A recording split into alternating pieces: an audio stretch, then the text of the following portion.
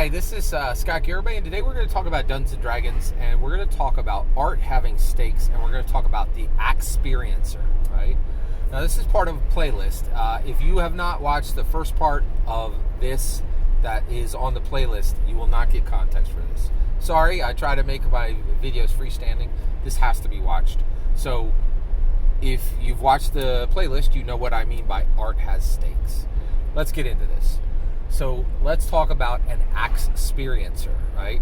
So art has stakes. If we believe that, art can change the world, then we can move from being an experiencer, right? And that's what most Dungeons & Dragons players are. They're like, oh, I'm here for fun. Let's cut a goblin in half. I'm going to roll the dice, and maybe my character will die today. I don't care, right? I'm not emotionally invested in this character. I'm not looking to grow, learn, or change here. This is just a board game that is longer, right? So that's an experiencer. But what about an Axperiencer? Someone who says, hey, I'm dealing with a dungeon master. I know this dungeon master is one of the most intelligent, charismatic, confident people in the world. Can I get a question in my life answered from this Dungeons & Dragons game?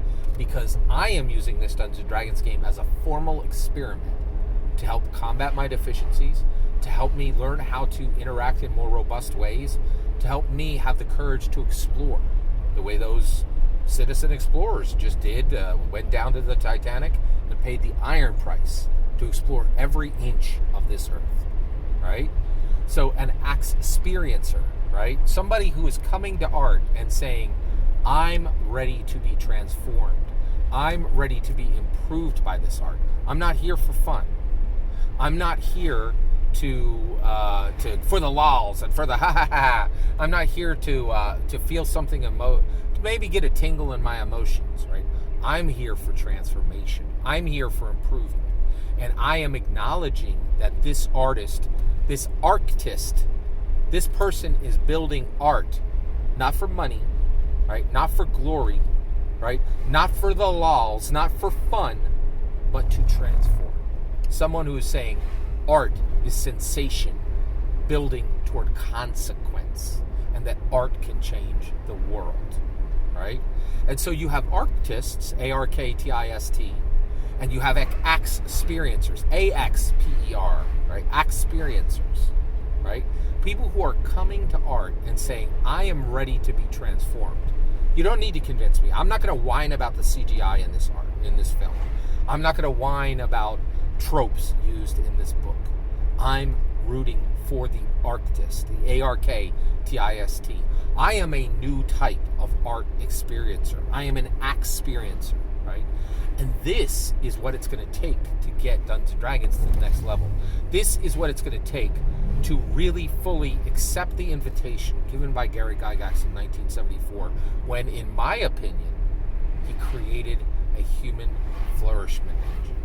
He said, I am going to build an engine to select the most intelligent, charismatic, confident people in the world, and they will transform lives through art. Those every dungeon master who knows what they're doing and believes what I believe about Dungeons & Dragons is an artist, an A-R-K-T-I-S-T, an artist who is building, an artist who is making art that has stakes, right? Sensation building toward consequence, right? Someone who believes that art is the most powerful secular force in the world today. More powerful than pharma, more powerful than finance, more powerful than science, more powerful than technology, more powerful than philosophy, right? That we have reached a different point, and right now, art is the driving factor in society, right? And that artists are more powerful than scientists. This has never been the case before. We have reached a new point, right? And I think to deny it is foolish, right? To not realize where we have arrived, right? And so I think that's very telling and very important, right? And I think it's really important to understand what's happening, right? And so we as Dungeons & Dragons players can be the first Axperiencers, showing up at the table saying, I'm not here to cut a goblin in half. I'm here to solve an IRL problem through my formal experimentation about combating my deficiencies, about